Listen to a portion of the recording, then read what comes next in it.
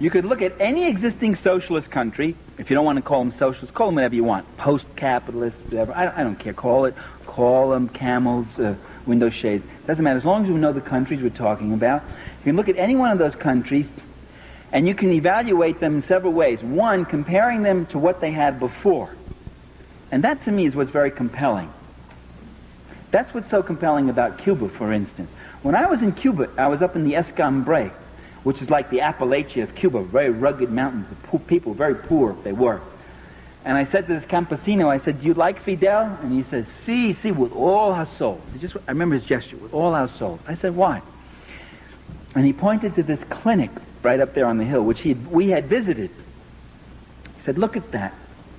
He said, "Before the revolution, we never saw a doctor. If someone was seriously ill, it would take 20 people to carry that person, because you'd go day and night. It would take 2 days to get to the hospital. First, because it was far away, and second, because you couldn't go straight. You couldn't cross the latifundio lands. The boss would kill you. So you had to go like this. And often when we got to the hospital, the person might be dead by the time we got there. Now we have this clinic up here with a full-time doctor.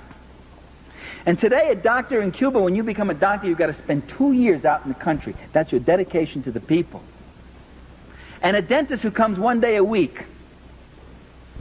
And for more serious things, we're not more than 20 minutes away from a larger hospital. That's in the Escambray. He said, "That's freedom. We're freer today. We have more life." And I talked to a guy in Havana who says to me, "Before, all I used to see here in Havana, you call this drab and dull. We see it as a cleaner city. It's true, you got the paint is peeling off the walls, but you don't see kids begging in the streets anymore, and you don't see prostitutes. All we used to have was prostitutes. Prostitution used to be one of the biggest industries. And today, this man is going to night school." He said, "I can read. I can read. Do you know what it means to be able to read? Do you know what it means to be able not to read?" I remember when I gave my book to my father, I dedicated a book of mine, Power and the Powerless, to my father. I said, "To my father with my love." Gave him a copy of the book. He opened it up, looked at that. He'd only gone to the 7th grade. He was a son of an immigrant, a working-class Italian. And he opens the book, and he starts looking through it, and he gets misty-eyed, very misty-eyed.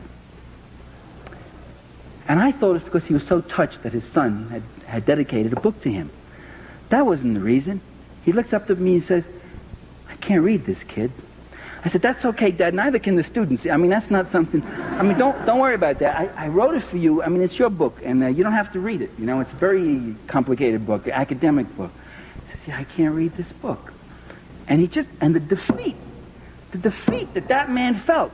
That's what illiteracy is about. That's what the joy of literacy programs is. That's why in Nicaragua you got people walking proud now for the first time. They were animals before. They weren't allowed to read. They weren't taught to read.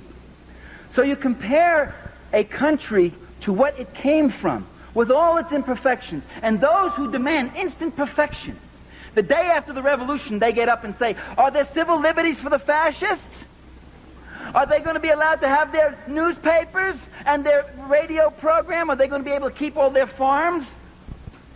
The passion that some of our liberals feel, the day after the revolution, the passion and concern they feel for the fascists, the civil rights and civil liberties of those fascists who were dumping and destroying and murdering people before. Now the revolution has got to be perfect. It's got to be flawless. Well, that isn't my criteria. My criteria is what happens to those people who couldn't read. What happens to those babies that couldn't eat, that died of hunger? And that's why I support revolution. The revolution that feeds the children gets my support. Not blindly, not unqualifiedly.